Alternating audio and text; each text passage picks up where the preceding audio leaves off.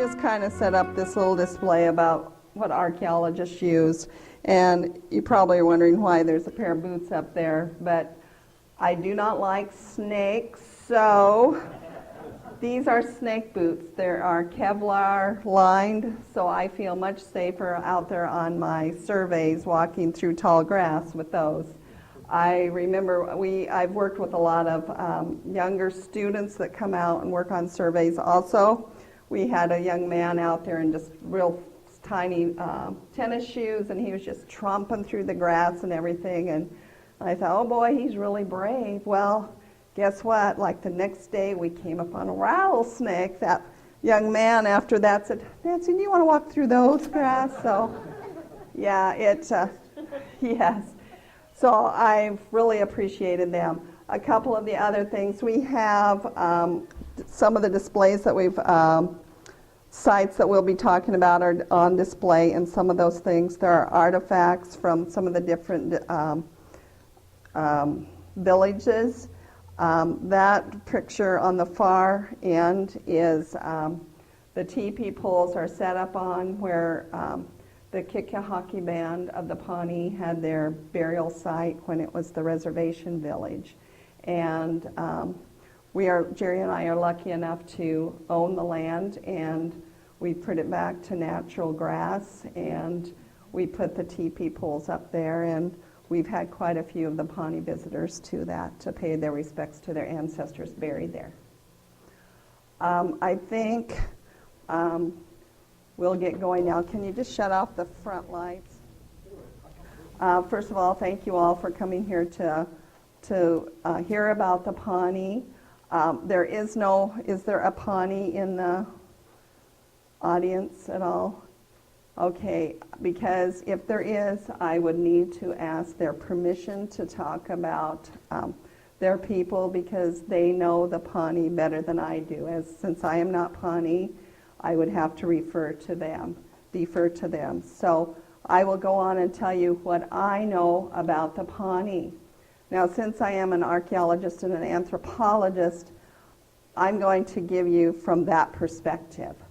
I am not going to go into the origin story. There are several theories on stories on that, and I am not qualified to go into that.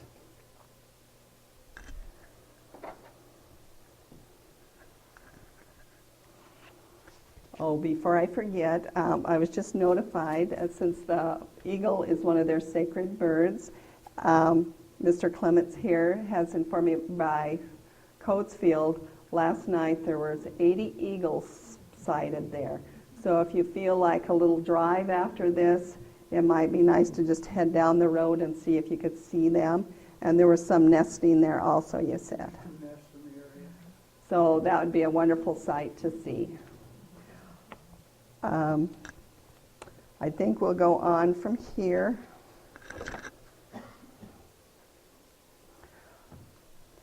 I'm going to go back in time to when the Pawnee people can be traced to. Now, Native Americans were in Nebraska for probably the last 14,000 or more years ago, but we cannot trace the Pawnee back that far. We can trace them back to about the very beginnings, about 800 AD, and this was during the Central Plains tradition. Before there was the historic tribes, you referred to the Native Americans by time periods. There were the Paleo Indians, and then there's the Woodland Indians. But these, after that, was the Central Plains tradition, and this is kind of started the lifestyle that the Pawnee had. Because they lived in large villages, they had square earth lodges, and this is an important fact. They had square earth lodges. They grew corn and other plants, and their villages were usually up on high bluffs, and they were fairly large villages. And they also went on bison hunting trips a couple of times a year. Now, archaeological evidence has shown that the Nebraska climate from about 1300 to 1600 AD was very dry. Okay, the last couple of years we thought this has been pretty dry and it's kind of scary. Well, think about a 300-year drought. And during this time, most of the Native Americans had moved out of the Nebraska area. There were some along the Missouri River. Oh, now my clicker's not going to work. Huh. Sorry about that. Along the Missouri River in eastern Nebraska and on up into South Dakota. But then they returned to Nebraska about 1600 AD, and this was the start of the proto-historic period, and it was also the start when we can really trace the Pawnee back to. And some of the areas that have been associated with the Pawnee were usually along the Loup and the Platte rivers, along the Republican River, and a few up around on the Elkhorn River in the northern part of the state. This slide shows there's very light pink dots that you can barely see them. The Nebraska State Historical Society, the sites that they have recorded are listed on a map, and I only selected those that are Pawnee and proto-historic Pawnee. And those, as you can see, are mainly along the Loup and the Platte rivers. And we'll get into that a little bit more later. I know there's going to be a lot of other sites that may be Pawnee or related to the Pawnee, but I'm only going to talk about known sites. And there's a lot of sites out there that there has not been enough material recovered from for us to be able to say, yes, this was a Pawnee or this was from an earlier time period. So that's why I'm only going to talk about those known ones. The Pawnee all lived in, they had round earth lodges when they came back into Nebraska. So somewhere when they were out of Nebraska, they developed round earth lodges, and that's what the style that they brought back in here. They hunted bison, they grew their corn and their pumpkins. And those poles are their teepee poles on their earth lodge. And this photo was taken at the Genoa Reservation village in the 1860s. They hunted bison, but before they had horses, they used pack dogs. And this was a sketch from a Pawnee village. And they also used their teepees on their hunting trips.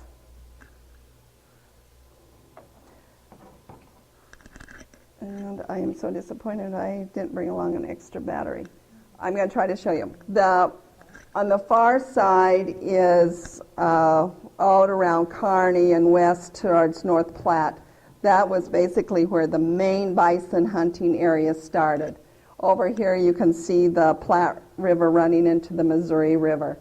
And along the Missouri River was all the Indian agencies places where they had to come in yearly for their different rations and money that they were given. As you can see, most of these that are showing up on the villages that are showing up there, this is what Hyde had in his book. Some of them don't quite match the dates that other people later have used. And I'm going to say we've tried to go through the different reference books and try to give the correct dates, but radiocarbon dating gives you just a range, and that's kind of where we are at. It is made up of 3 bands, the Skiddy or the Wolf Band. Roger will probably laugh when I pronounce this one, the Pitaharet or the Tappage Band, the Chowie or the Grand, and the Kickahawkee or the Republican bands. The 3 that I mentioned last are called the Southern bands.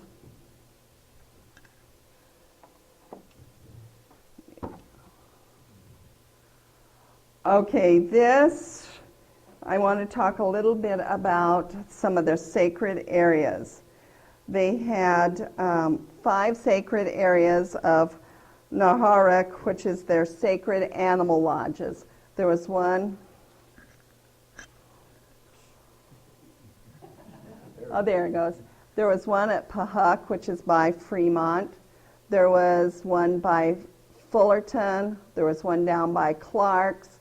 Then there was one over down by on the Republican River by Guide Rock, and then there's one down on the Solomon River in Kansas. And you can see, I was going to point out, most of the villages we will talk about, the known Pawnee ones, were within this triangle of these three sacred sites. So you can see why they kind of stayed in this area, if these were very sacred areas to them. This was White Cliff, the part of the Fullerton site. This was from like a 1902 photograph, and it didn't come out very well. But you can see the ladies in their long dresses sitting on the edge of the cliff. This is a better one. The animal lodge would have been down here at the base of the cliff, and it was, they're called White Cliff just because of the white lusts, windblown lust that has come in and built up these huge hills. The Cedar River used to flow through there. I've gone back and looked at old photographs, and in the 1960s there was a big flood that went through there, and it actually moved the Cedar River about a quarter of a mile north of where the bluffs are now. This is Pahuk down by Fremont, and you're up on a very big hill, and it's overlooking the river there.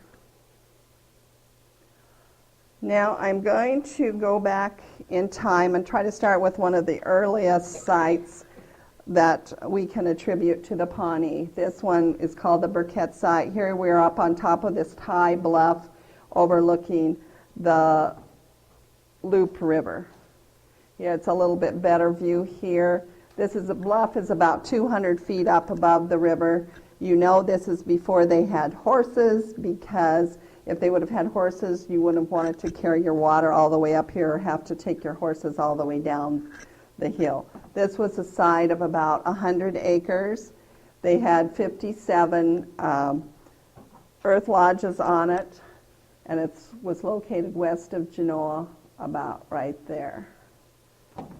This is an example of an excavated lodge from there. They were not real large ones, and you can tell this was an early earth lodge because they had 4 center posts. All these little dots are examples of the earth lodges that they excavated there. And when you've been up, I've been up there several times, and it's a very peaceful place. So it would have been before there would have maybe been a lot of warfare going on. It dates from about the 1600s.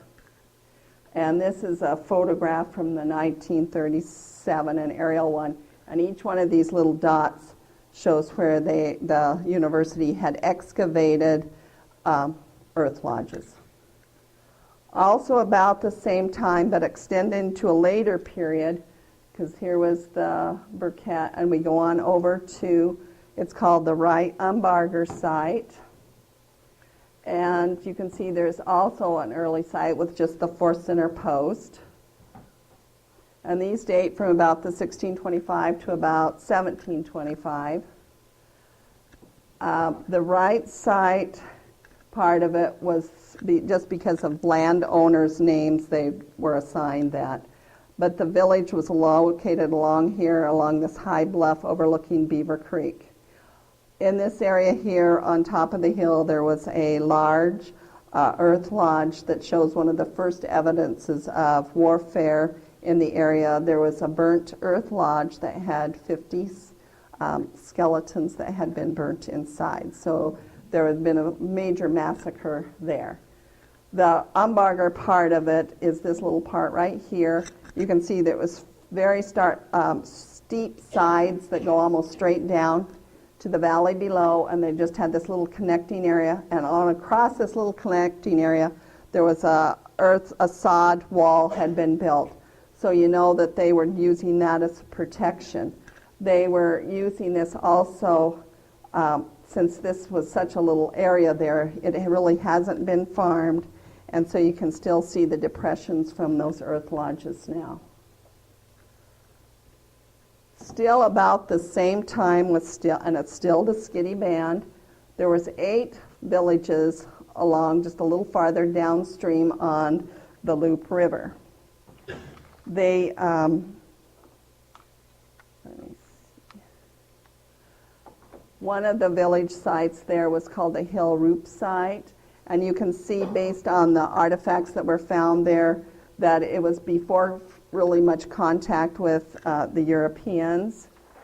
It was also up on high bluffs, and they were overlooking like the different creeks that fed right into the Loup River Valley, which was right there.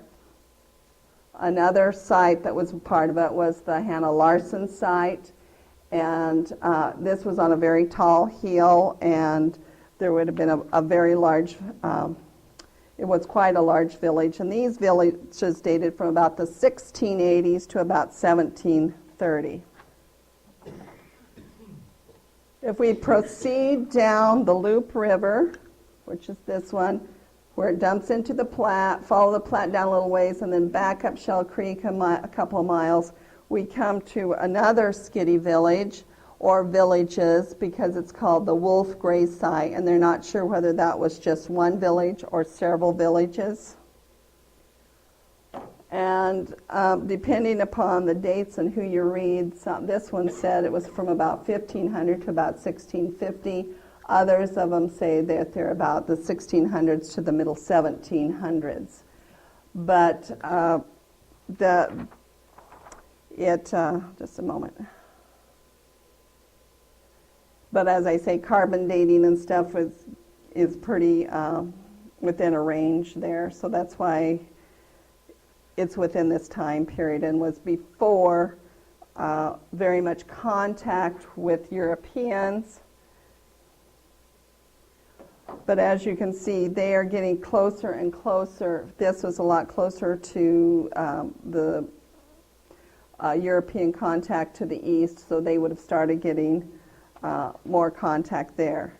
About the same time, or just a little bit later, the Grand Band shows up. Before, all of these other villages were the Skitty Band.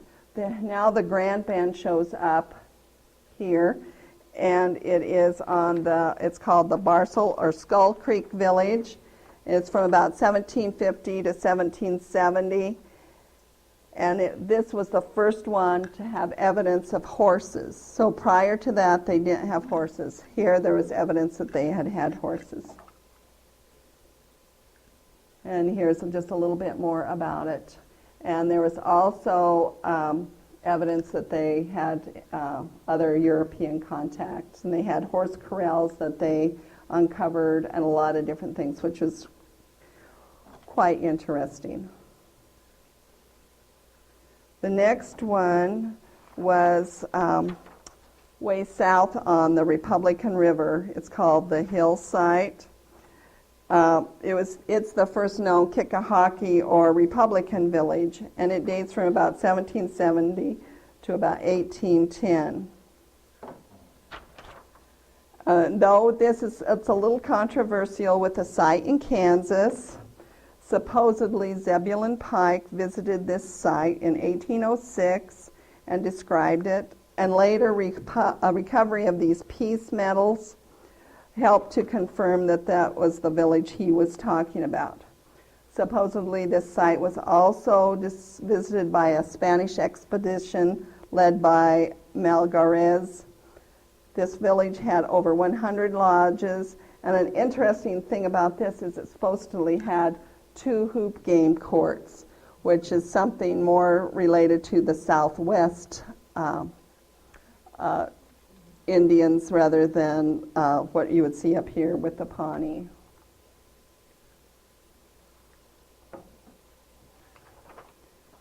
The Grand Band made the Linwood site, which is right here, from 1777 to 1809. And this village was occupied in 1804 and was reported on by the Lewis and Clark expedition. And also in 1806 it was visited by Pike. So there's quite a bit of, now we're getting into the area where there's a lot of documentation about where these villages were and what they had there. The Grand Band also made a village over by Bellwood, and this was from 1795 to 1800, so they kind of switched from one to the other and back again. This one was on a small terrace right south of the Platte River. And another thing I forgot to mention was, it's kind of interesting, the Skeety were always on the north side of the rivers, and now the southern bands have been on the south side of the rivers to start out, which I've found quite interesting. Maybe nobody else does, but I did. This is the Linwood site, and it was mentioned, as I said, in the Lewis and Clark journals, and other people reported on it. And as I said, there's over 100 earth lodges there. And there's also a possible ceremonial structure, and I didn't get to Lincoln to find out for sure what that was on. And then we have the Bellwood Site, which is here. And first they said it was from like 1650 to 1750, and I don't know for sure which band that was. And then later on they were visited again and lived there again from about 1795 to about the 1800s. So this one is a site that if you would like to see the differences before contact with Europeans and after contact with Europeans, it's rather prominent in the articles that they had. Another thing that I did up here was we have a site here, some artifacts from the Burkett Site, which was before contact, and then we have artifacts over here from the Genoa Site, which was after contact, and you can see the different types of utensils and things that they used based on after and before contact.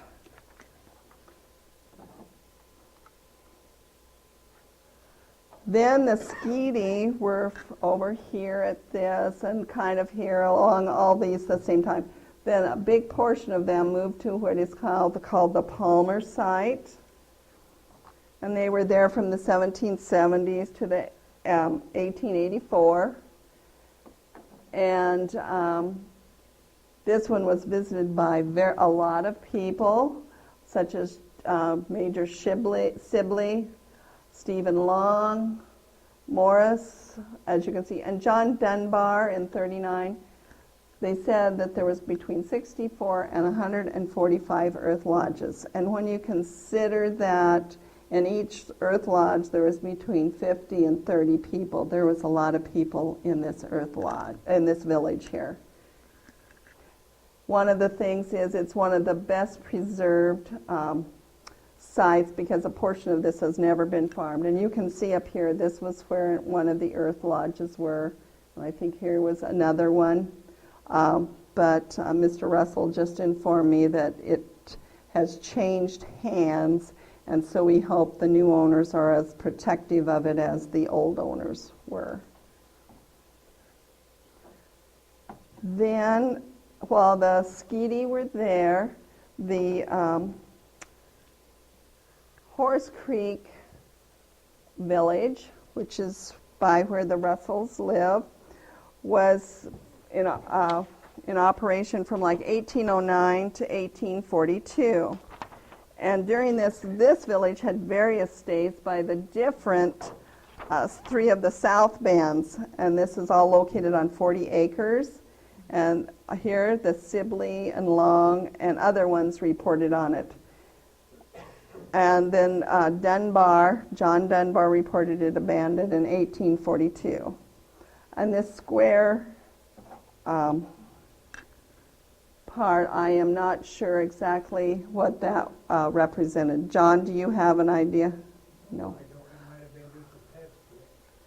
Well, there was post holes along there, so I originally thought it was maybe an entryway to the earth lodge, but that's too far apart. They wouldn't have had it that far apart. So this could have been something like a little remote where they would have built a shade over it and maybe just worked under it and with open sides.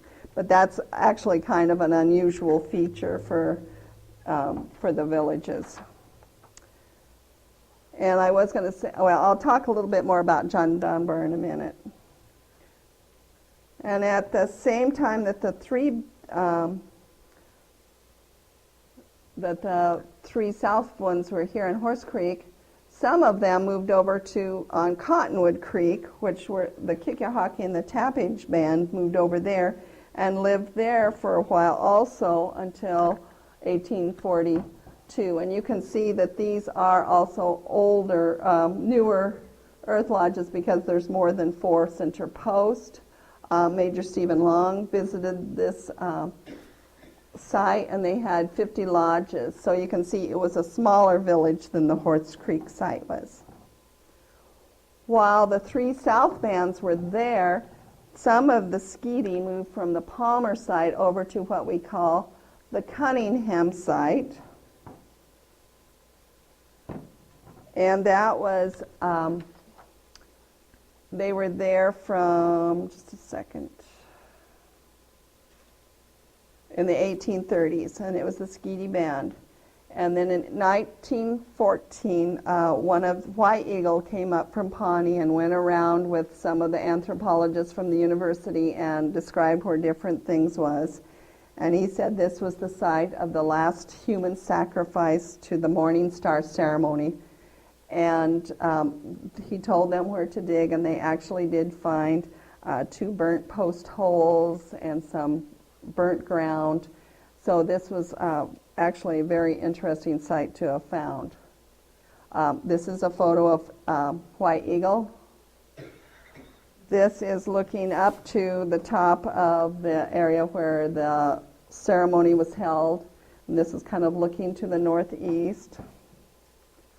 Here we're up on top where the ceremony was held. The burnt post holes would have been right here. This is a small creek that feeds down into the Loop River. Those trees would have not been there, so they would have been able to see the sunrise when it first came up over the horizon, and that was part of their ceremony. The actual village itself, we're looking down from the hill, and this is the Loop River, and the actual village itself was on this flat area just north of the Loop River. Then the Grant moved their village to Clark's, which is here, very close to the Dark Island. And they were there from 1820 to 1840s. And other bands actually came down there and lived in the 40s too, and I'll explain why on that in just a little bit. Then we also have the Horde Ville site, which is also down here on the Platte River.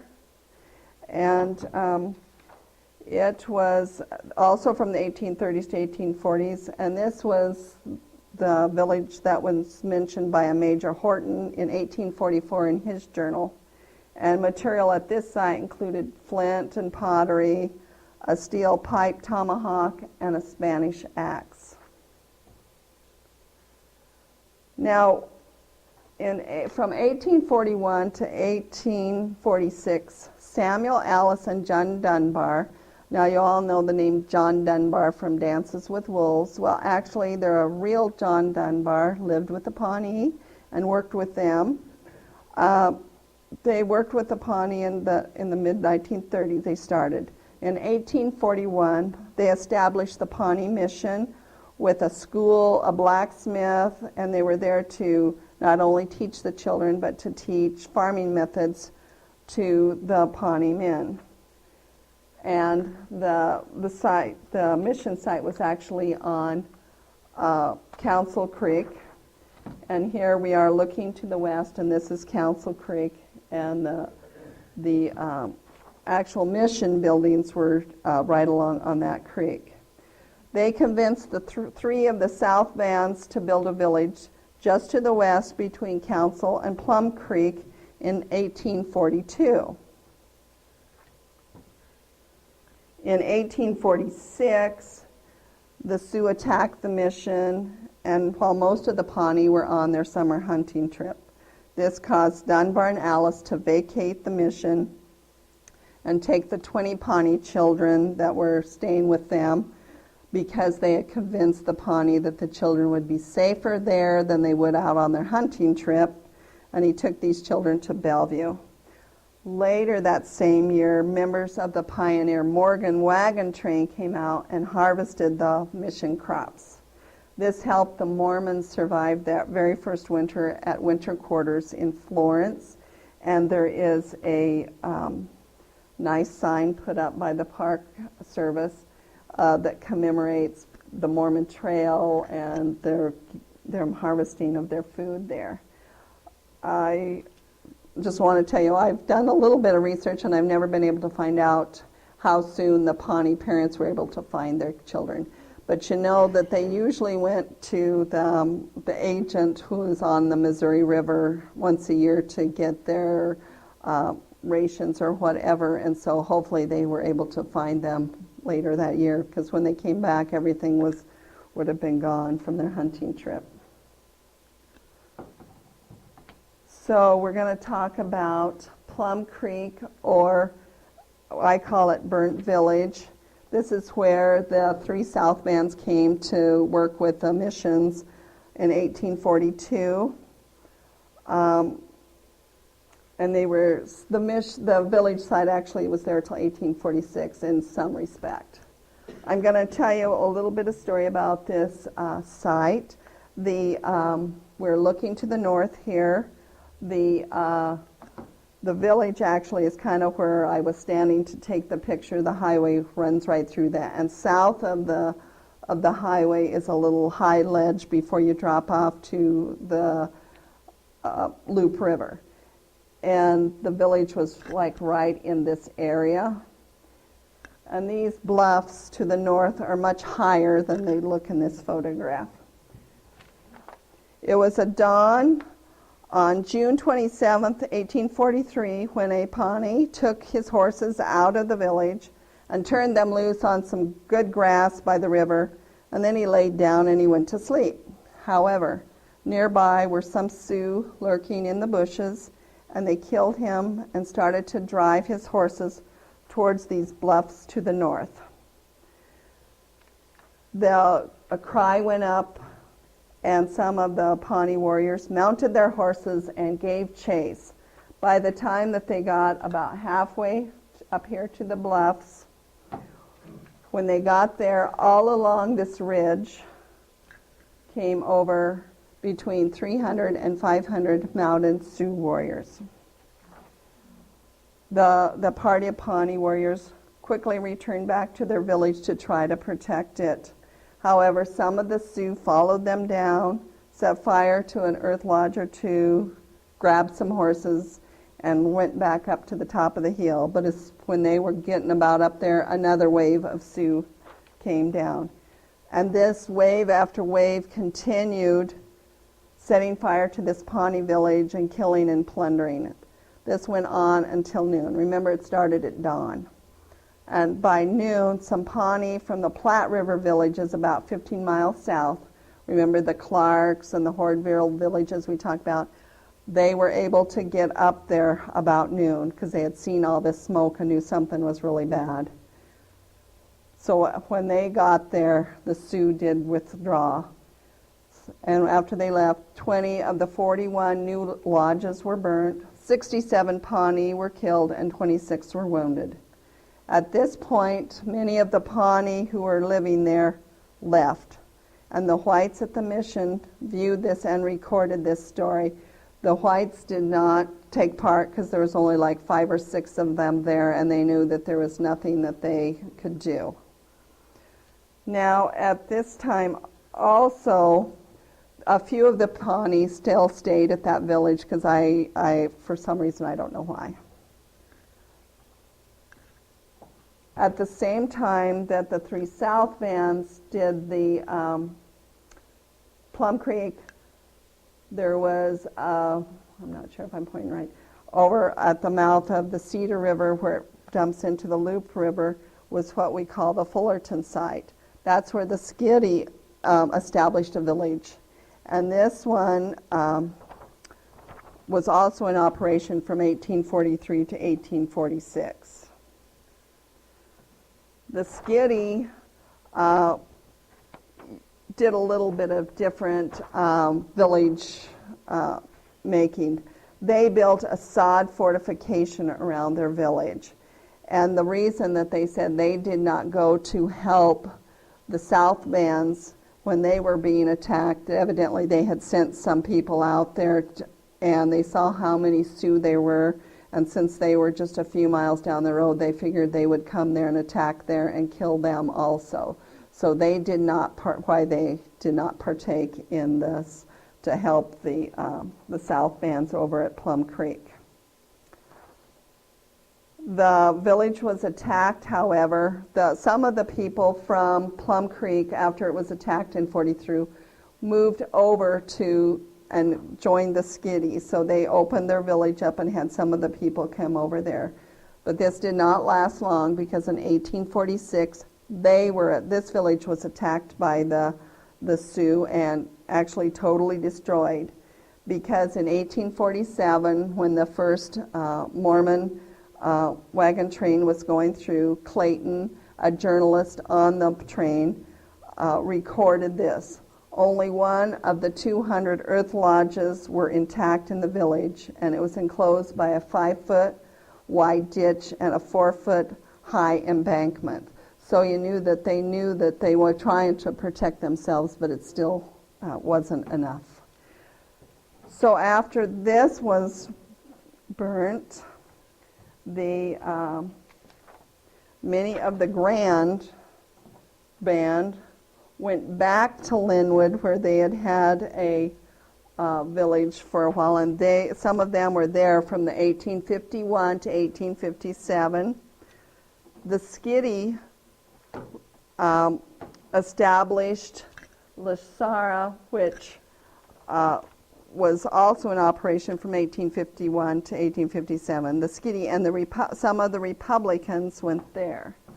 This was located on a high bluff overlooking the Platte River, and this was reported on by White Eagle and Thayer, and the Mormons also passed by this way.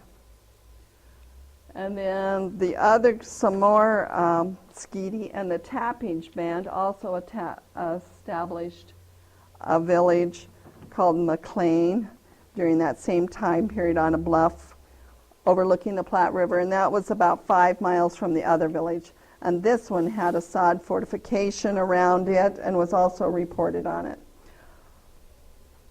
So a lot of them had moved closer to the European influence and settlements in the eastern part of Nebraska, just so they could be safe from the Sioux attacks.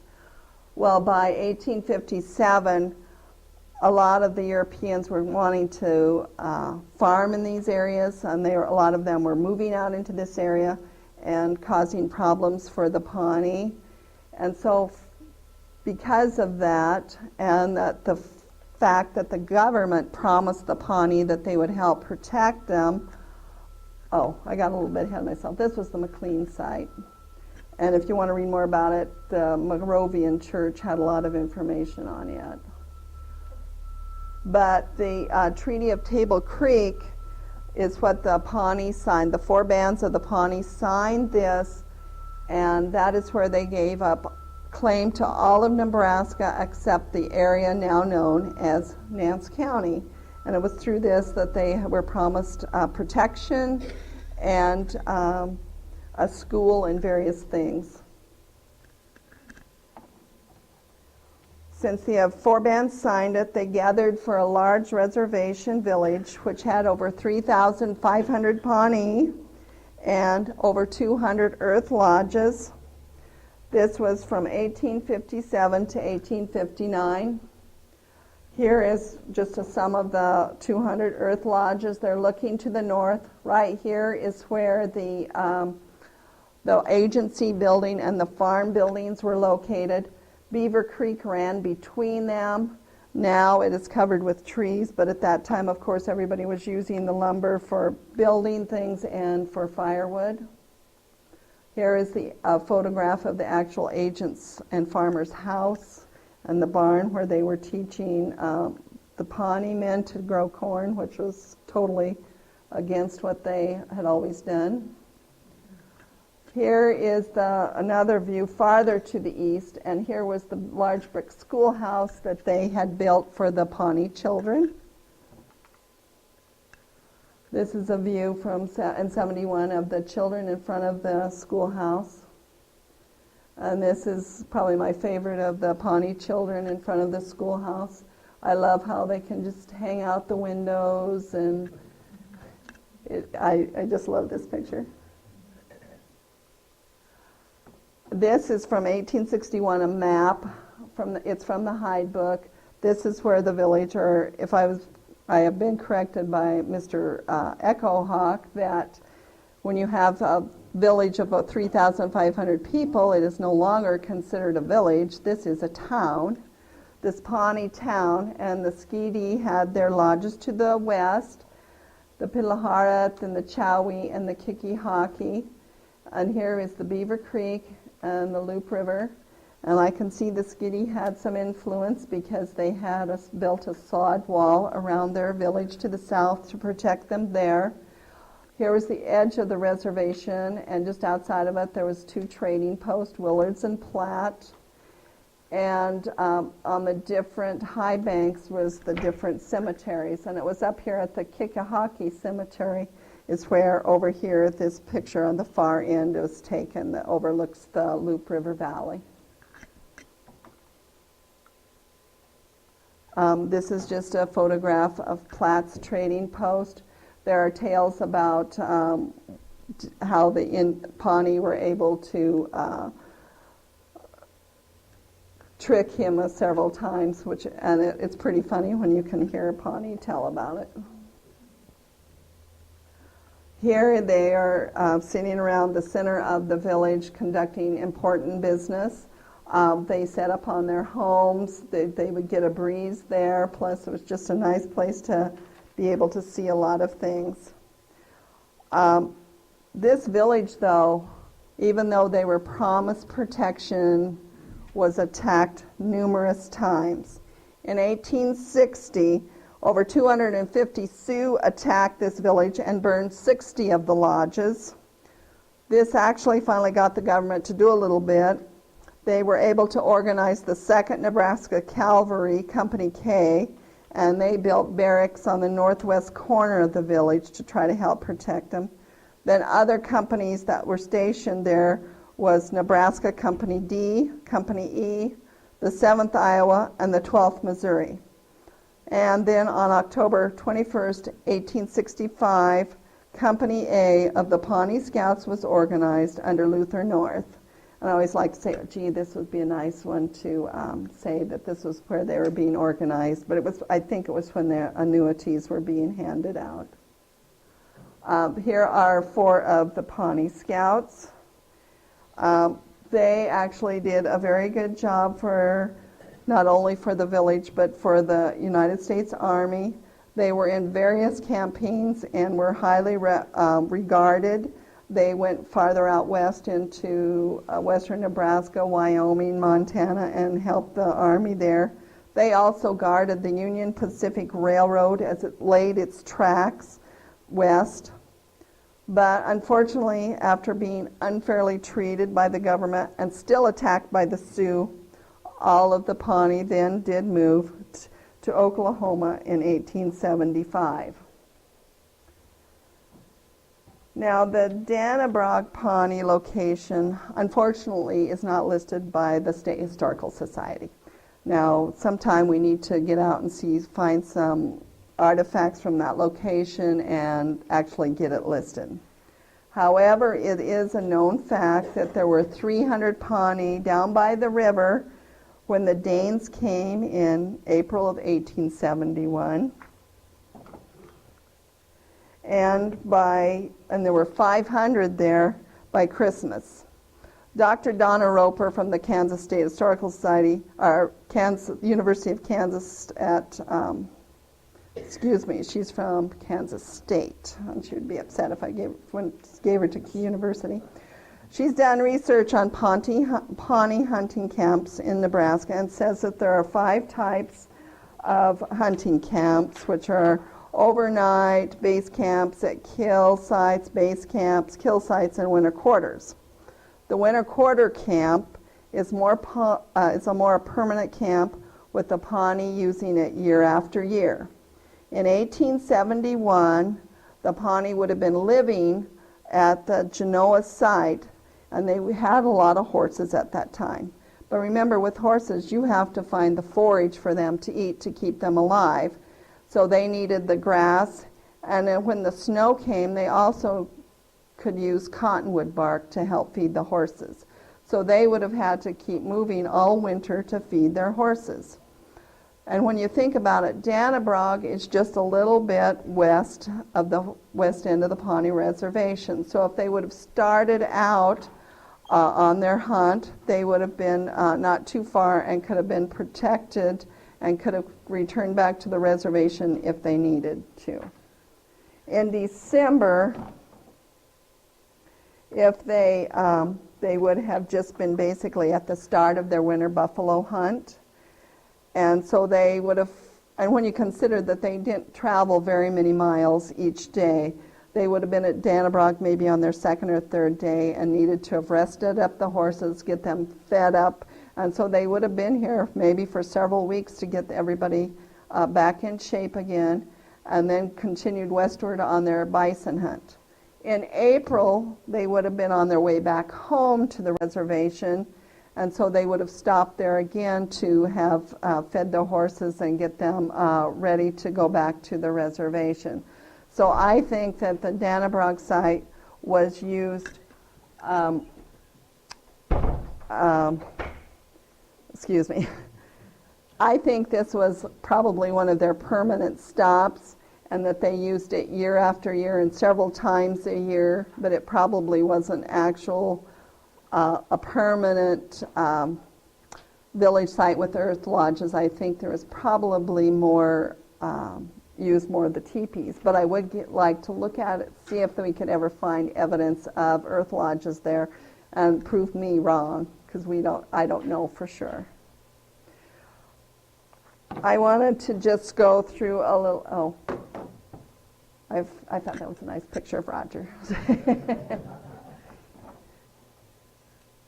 I'm just going to go through a little bit really quickly just to show you, because I know dates and times is kind of confusing. This is for where the Skeety were in this general area.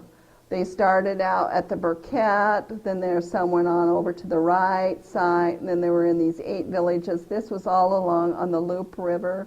Then they were also down over just a little bit off the Platte River at the Gray Wolf Site. Then I think there was too much European crowding, and they're starting to come into the area. So then they went over to the Palmer Site, and then some of them were over at the Cunningham Site. From there, they were moved up to the Fullerton Site, and from the Fullerton Site, some of them moved back to the Cunningham Site.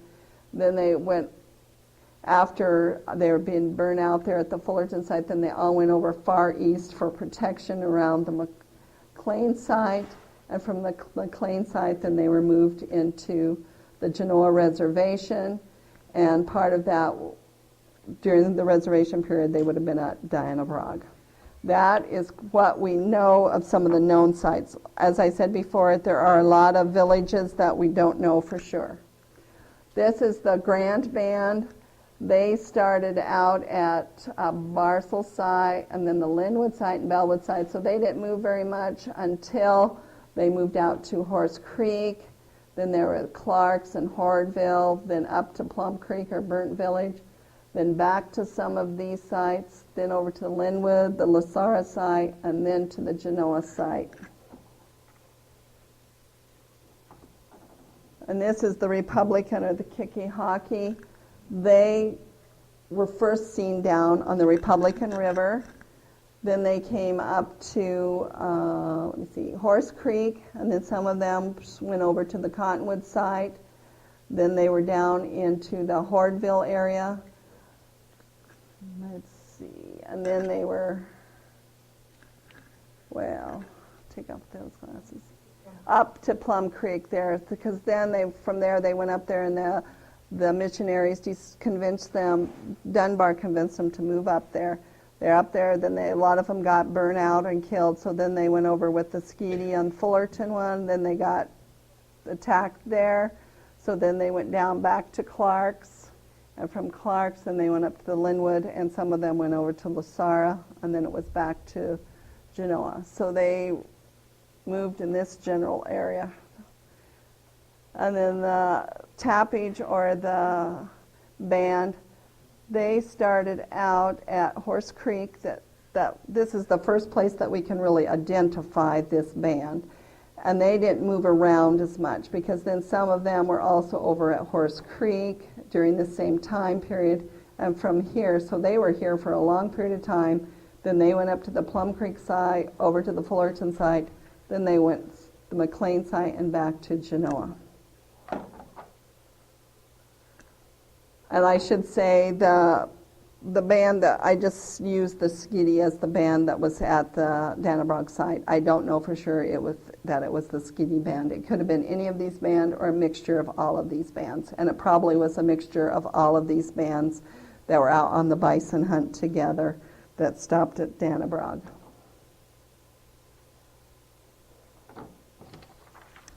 Some of the more recent things to do with the Pawnees that I wanted to show you about.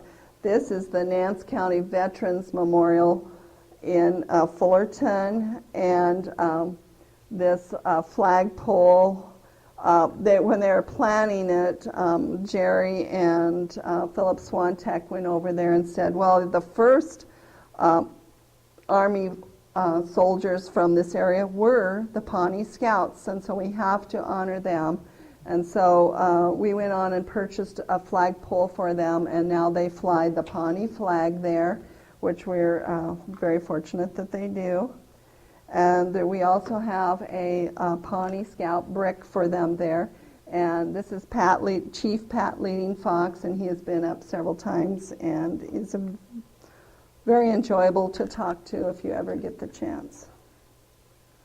Also in Genoa is the Pawnee Memorial, because so many of the Pawnee were excavated and the remains were in museums and other institutions. Nebraska was the first state to enact the NAGPRA law, which is the Native American Graves Protection Act law. And since we only had one legislative body in the state, they got the law passed through in Nebraska first, and the Pawnee were very active at that, and I believe Roger was very involved in that also, weren't you? Yeah. And so in 1990, which was just right when the law was passed, they were able to obtain almost 400 of the Pawnee in these institutions and rebury them in Genoa. And then in 95, there was over 400 more. So there's over 800 Pawnee reburied here. And when you think about it, you know that the 50 skeletons that were found up at that massacre site by the Wright site are reburied here, which is less than a mile from where they were found in their lodge. So most of these Pawnee that have been reburied here have come home, and they are buried there in a concrete vault to hopefully remain there forever. These 6 Indian War markers are in honor of the 6 Pawnee Scouts that are reburied there. On special occasions, we also fly the Pawnee flag and the United States flag in their honor. And it always is very interesting, because anytime you stop by there, there's always something new that has been placed there. If they have nothing else, usually it's tobacco or a penny, or if they have nothing else, they will place a stone here. And Jerry oftentimes puts his corn there. The Pawnee have come back up several times and done a homecoming dance. In 2000, they were in Genoa and did a homecoming dance. A couple other things associated with the Pawnee in recent times is growing Pawnee corn for the Pawnee. And hopefully it won't take too long here. my husband Jerry acquired some Pawnee seed after visiting the Pawnee Indian Village site in Republic, Kansas, and he decided to reintroduce the Pawnee corn onto the fields that the Pawnee women had planted their corn almost 140 years ago. So from this map you can see these were the Indian fields of their corn, and these were the two locations that he had picked to plant the corn. And this was in 2003. After that, he started working with Deb Hackohawk, who is a Pawnee that is working with reintroducing their Pawnee corn, and Ronnie O'Brien at the Archway. This first year, he was kind of on his own because he didn't realize a lot of this other stuff was going on. The fact that this area was all planted to soybeans we thought was wonderful, because Pawnee corn can cross-pollinate with other things very easily, and you do not want it to cross-pollinate. The one thing we weren't aware of was that along the Beaver Creek there were a lot of little animals that love corn, and so that fact was noted later.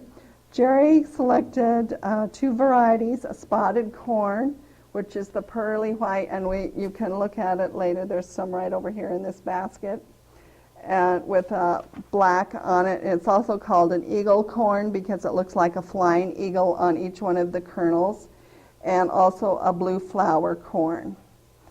Now, he planted 160 seeds of the eagle corn and 200 kernels of the blue flower corn. And it was kind of interesting when he planted the blue flower corn here, some artifacts actually showed up, so we thought that was a very good omen.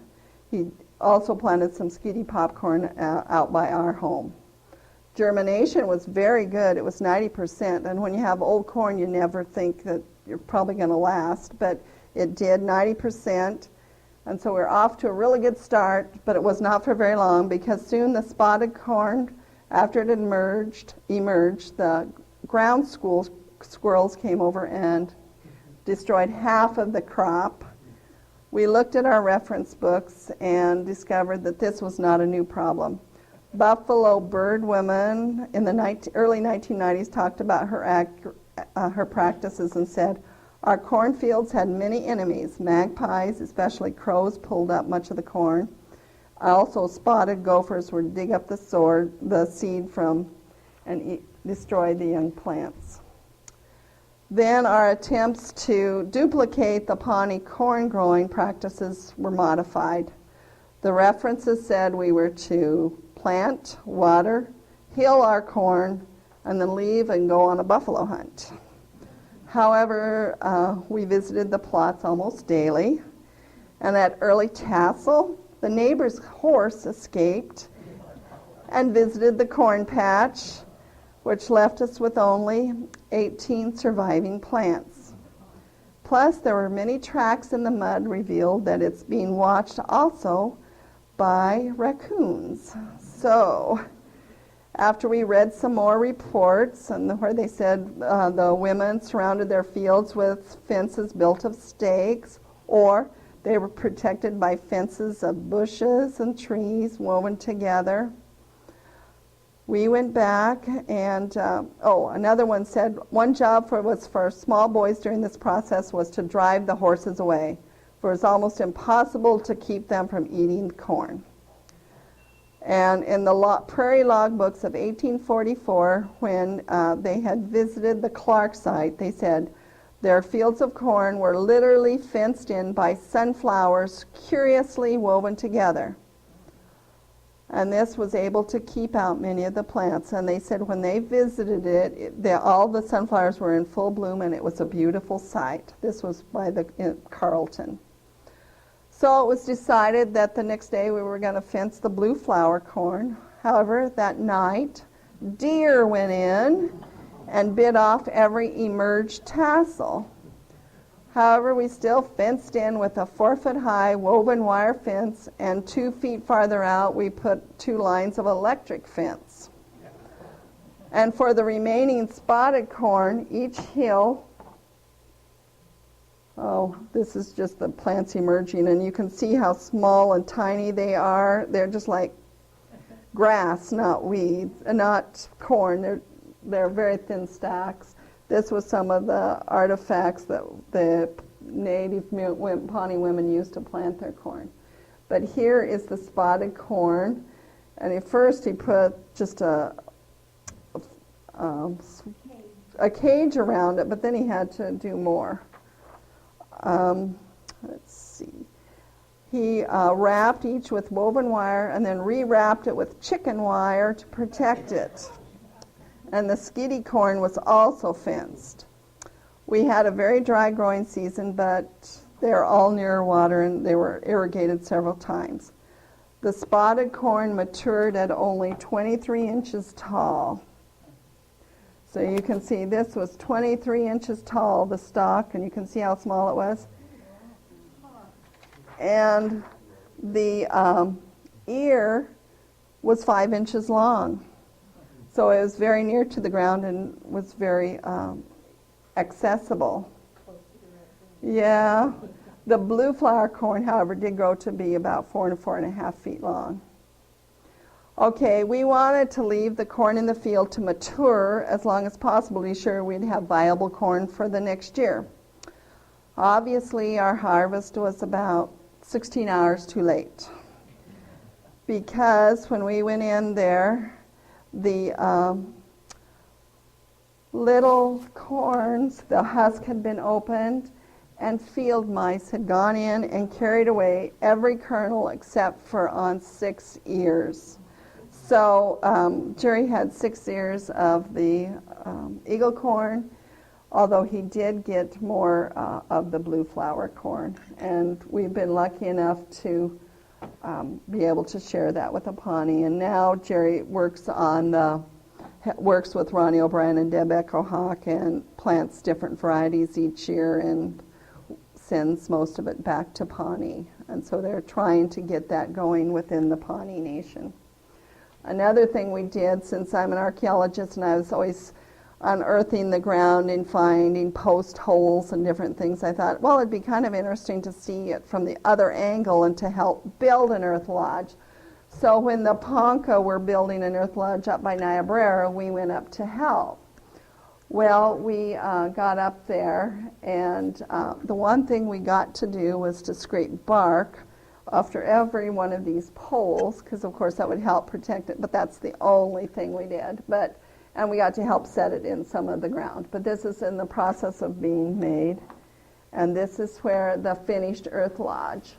And we thought we did quite a good job on it, but evidently we didn't do a very good job, because several years later they said part of it had caved in, and then of course the Ponca told us that's because you white people helped build it. So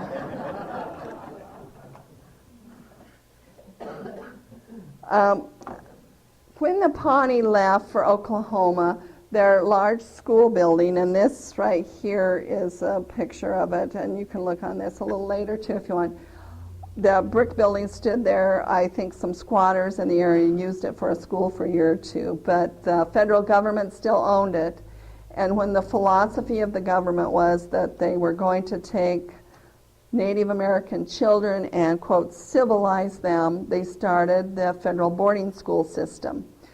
They started at Carlisle, Pennsylvania, and when they thought that was a success, then in 1884 they started 3 other schools, and one of them was at Genoa, Nebraska, because they already had a school building there and considerable amount of land. The Genoa Federal Boarding School was in operation from 1884 to 1934, which was a long period of time. I will note that very few Pawnee did come back up and go to school here. This was in part because some of the very first groups of people that they brought into this school were Sioux. So if you've just been fighting them and had to move away from your homeland because of these people, are you going to send your children back up to go to school with them? Probably not. You can see it's run in military fashion.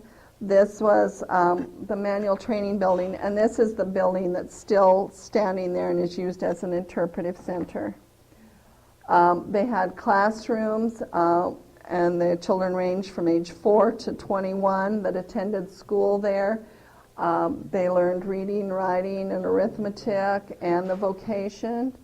When they came, they lost their Native American clothes. They could speak only English, and there was a lot of things that happened to them, and it's very interesting to hear former students talk about their time. This was an aerial view of when after the school closed. This whole area here was part of the school. They ended up with 640 acres and over 30 buildings, and the largest enrollment was 599 students in a year. And I'm not going to go into any more about this other than to say the Interpretive Center is open from Memorial Day to Labor Day, and we have a big celebration the second Saturday in August, and it's always free and welcome to anybody who wants to come over there. And you can meet a lot of really nice Native Americans there. I was just going to point out a couple of things here. We have replicas of a trade. This was, yes. Before banning Pawnee, the skinny always stayed somewhat to themselves. They always stayed aloof. They did most of the time. That's why it was kind of unusual when the Plum Creek village got attacked and burned that they opened up their village, which was called the Fullerton Site.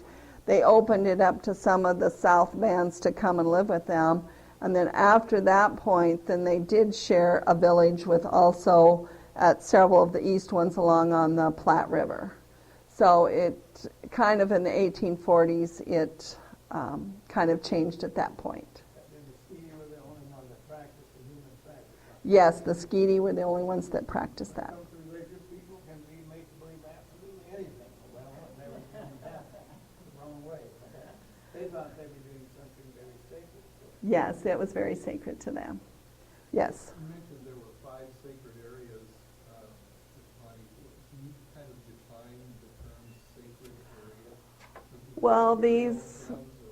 no, they were not burial grounds. These were considered areas where they had these animal lodges were lodges under the water where they said these animals went and they would train some of the Pawnee to become their medicine men. Excuse me. And it's through their oral history. There's just these 5 areas that they said that these animal lodges were at. Now, there weren't any that I know of actual villages right by where these were at. This was just where they kept just the animal lodges. You had said that in some of the villages there were more than one burial site. How did they decide who was buried where, and what was the burial process? Okay, the only one I know for sure where there was separate burial areas was when it was the Genoa Reservation, where all 4 bands were together, and each band had their own separate area. Now, the Skeety Band was to the west, because they were usually located farther to the west. Now, I'm not sure how the other 3 bands decided where their burial grounds would be, but there are 4 distinct areas of burial grounds there. I do know that some of them, they did not do the big up on the racks like some of the people. They were actually interred into the ground. Many of them were in a sitting position and facing to the east. But I don't think that's a general rule, but I am not sure. I really never studied that much about burial practices. Yes. There's a gentleman in Genoa that grew up in the area and told me the story, and I might get the pronunciation wrong, but the chief, Peter Lashera, when he died, they buried him somewhere, but nobody knows where the burial. Is this a true story, or is this just Cheryl was, when they were moving to Oklahoma, he got shot as he was crossing the Loup River. And yes, he then ended up passing away, and he was buried by Genoa. But he was buried by certain members of his band, and they did not want anybody else to know where he was buried. So they took him out, and as far as we know, we don't know for sure where he was buried. We just think it was south of Genoa, but we don't know. But it is a true story. Yes. Because, you know, if you have a chief and you go bury him someplace, you don't want people going and finding you, I guess. Yes. Was a lot of the movement due to the devastation from disease, as the disease went through? Well, the disease did go through, and that is in part, but you have to remember, after when they built these earth lodges, an earth lodge's lifespan is about 10 or 12 years. Then it becomes very deteriorated and plus very infested with little insects and things. So they would need to build a new earth lodge. Plus, after they acquired horses, they needed to kind of keep moving their area so that there was new forage for their horses. Plus, as you can see, they were usually closer to bigger rivers so that they had a steady supply of water. So that was one of their main reasons that they kept moving. Plus, many of the Native Americans from eastern United States had been moved out here onto the plains, and once they had horses, there was a lot more warfare going on at that point. So they also kept moving around in part because of that. An interesting fact about the Pawnee, while they were being beat up basically here in this general area at the later times, especially when they were trying to work with the white people, at that same time they were one of the most feared tribes, warrior tribes, outside of Nebraska. So it was to their detriment, actually, that they really tried to work with white people right here in Nebraska. I live in Valley County. Mm-hmm. Did they make it that far? They would have been up hunting. They could have been up there hunting. Because We have Myra Creek going through, and it was a spring-fed creek. And our kids and my husband find charred arrows on that embankment. okay, the Pawnee sure could have been there. I do want to say this. Like I say, there has been Native Americans in this whole area for thousands of years. And you can find, there was woodland people, which were all over on smaller creeks. They were small little villages, mainly family-type villages. And there were, for thousands of years, Native Americans have lived all over this area. So until you look specifically at what you find to know whether this is, yes, this is Pawnee, or this dates more to a woodland period or to the archaic period, you have to do it. So you know there's Native Americans there. I can't say specifically that the Pawnee were there. You can tell by the pottery pieces. The pottery pieces help, and you also look at like their projectile points, their arrowheads, and the type of other things that they used. That is a good indicator of it, yes. One more? Yes. Okay. Where did the Pawnee go? Buffalo hunting? The Pawnee, actually, they went all over the western Nebraska, so they could have gone through Valley County on their way out west. A good share of them went out to Colorado, to western Kansas, in that area. I know our daughter took us, when she was in 6th grade, we went to Master and the Trenton. Yes, that was one of the deciding battles that prompted them to go on and move to Oklahoma, because Pawnee and the Rick Rock? they were out there and they were attacked there and just basically massacred out there. I guess it is I time. guess it is. I would really like to thank Nancy for being here today.